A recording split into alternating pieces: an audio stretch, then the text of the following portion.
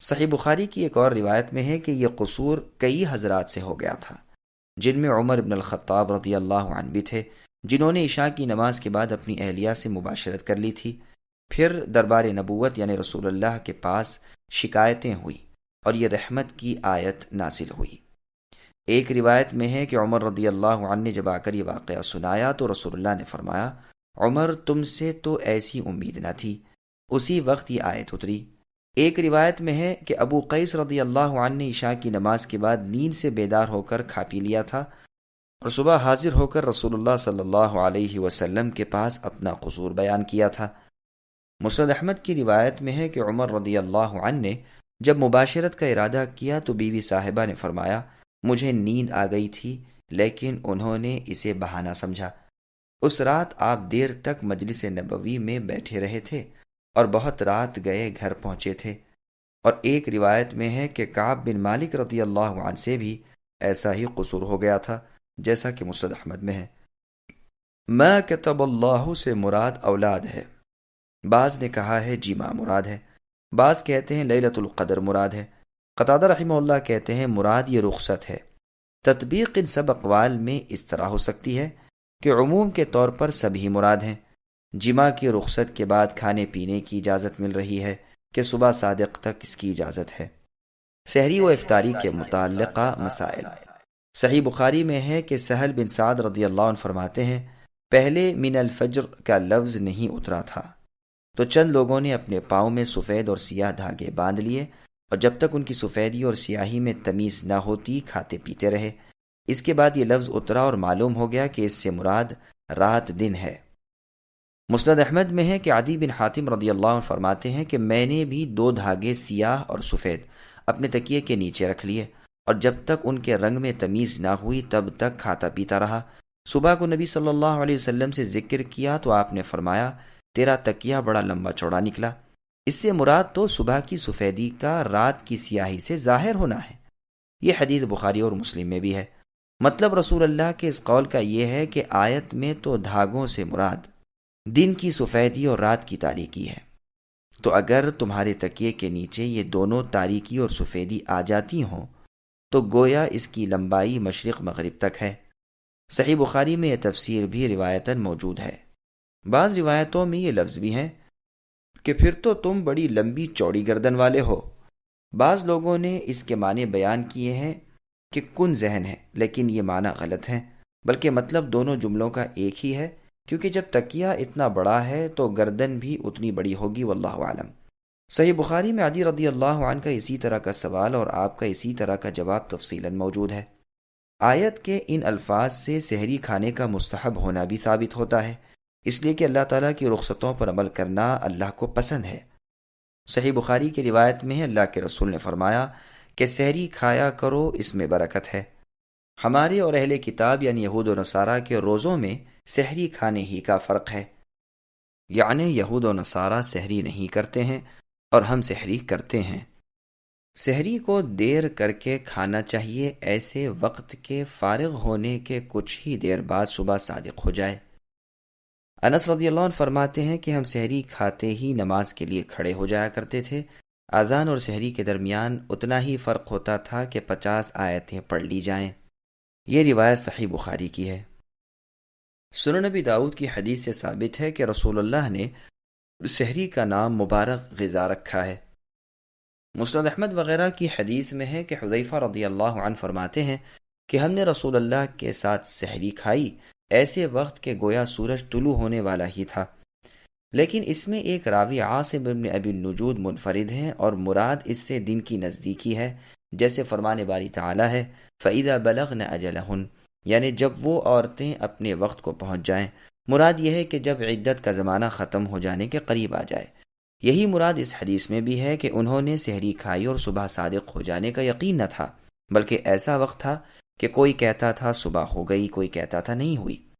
اکثر اصحاب رسول صلی اللہ علیہ وسلم کا دیر سے سحری کھانا اور آخری وقت تک کھاتے رہنا ثابت ہے، جیسے ابو بکر، عمر، علی، ابن مسعود، حذیفہ، ابو ہریرہ، ابن عمر، ابن عباس، زید ابن ثابت رضی اللہ عنہم اور تابعین رحمہم اللہ کی بھی ایک بہت بڑی جماعت سے صبح صادق طلوع ہونے کے بالکل قریب ہی سحری کھانا مروی ہے، جیسے محمد بن علی بن حسین ابو مجاز، ابراہیم نخعی ابو الضحیٰ ابو وائل رحمہم اللہ وغیرہ جو شاگردان ابن مسعود ہیں، اور عطا اور حسن بصری اور حکم بن عتیبہ اور مجاہد اور عروۃ بن الزبیر اور ابو الشعثاء جابر بن زید رحمہم اللہ وغیرہ، اور یہی مذہب ہے امام اعمش اور جابر بن راشد کا۔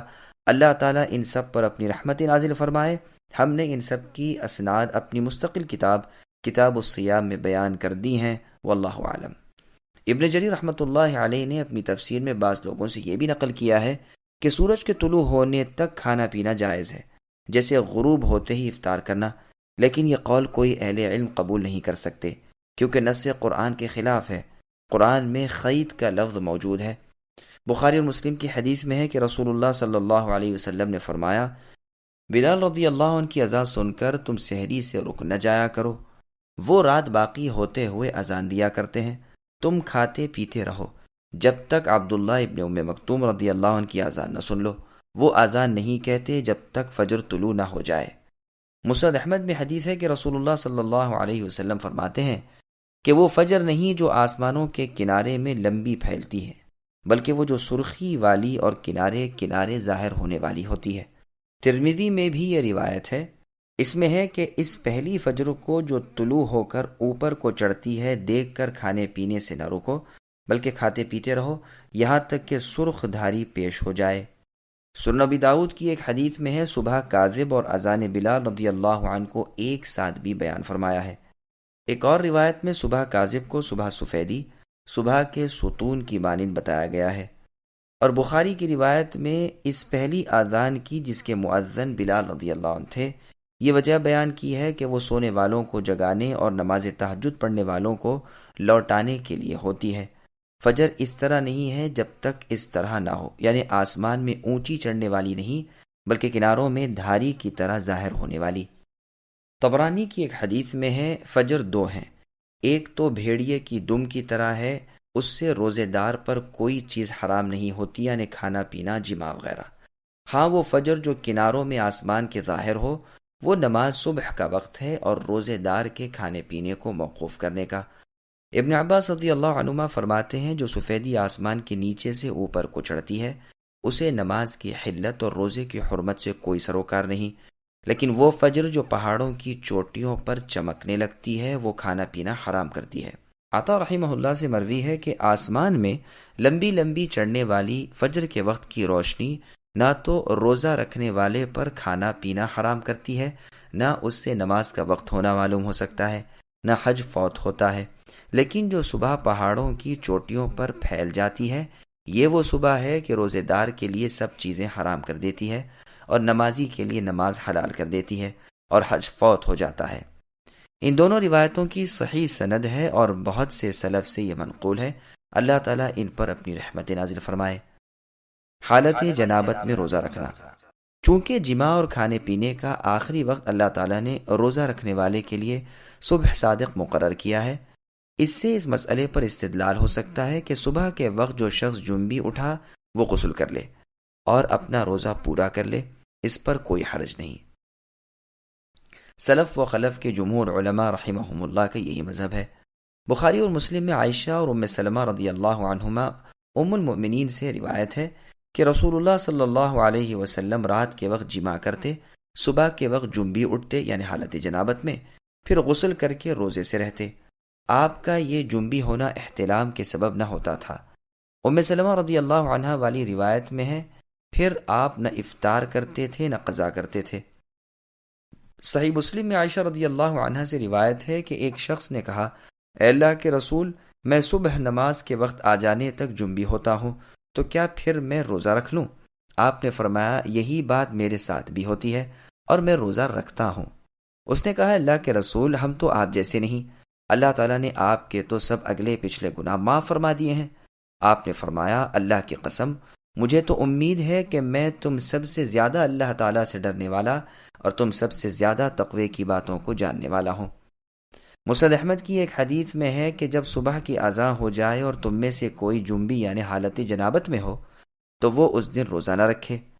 اس کی اسناد بہت عمدہ ہے اور یہ حدیث شیخین کی شرط پر ہے جیسے کہ ظاہر ہے۔ یہ حدیث بخاری اور مسلم میں بھی ابو ہریرہ رضی اللہ عنہ سے مروی ہے۔ وہ فضل بن عباس رضی اللہ عنہ سے روایت کرتے ہیں، وہ نبی سے۔ سنن نسائی میں یہ حدیث بروایت ابو ہریرہ رضی اللہ عنہ ہے۔ اسامہ بن زید رضی اللہ عنہ سے فضل بن عباس رضی اللہ عنہ سے روایت کرتے ہیں اور مرفوع بیان نہیں کرتے۔ اسی لیے بعض علماء کا تو قول ہے کہ اس حدیث میں یہ علت ہے کہ وہ مرفوع نہیں، اور بعض دیگر علماء کے علاوہ ابو ہریرہ رضی اللہ عنہ، تابعین میں سالم، عطا، ہشام بن عروہ اور حسن بصری رحمہم اللہ کا یہی مذہب ہے۔